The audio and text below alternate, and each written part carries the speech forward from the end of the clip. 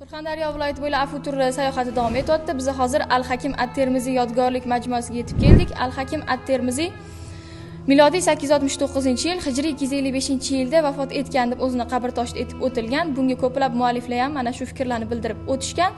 U inson o'zining fikrlari bor, ya'niki yoyinki men 112, 115, 120 yil umr ko'rdim deb aytib o'tganlar. Undan tashqari o'zlarini Alloh taolo menga 120 yil umr berdi deb aytib o'tgan gaplari bor.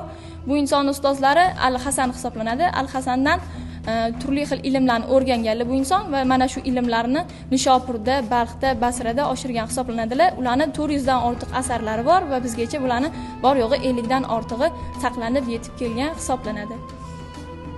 Bu insonning dunyoviy va diniy ilmlari juda ham kuchli bo'lib kamolotga yetganliklari uchun hakim unvoni berilgan bu insonga. Qo'shimcha ma'lumot yodgorlik haqida. Bu maqbaradan tashqari majmuada masjid, xonaqoh, qorixona kabi binolar mavjud.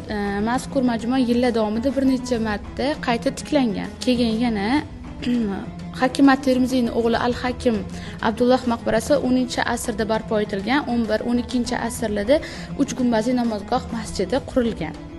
Mana biz yuqorida ta'kidlab o'tgan at-Termiziyni maqbarasiga yetib keldik. Bu yerda ko'rishinglar mumkin, maqbaramiz 10-15-asrlarga doir. Bu yerda ko'rib turganinglar bo'lsa, qabrlar 12-19-asrlarga oid hisoblanadi. Bu yer tarafimizda bo'lsa chillaxona bor ekan. Ko'rishinglar mumkin.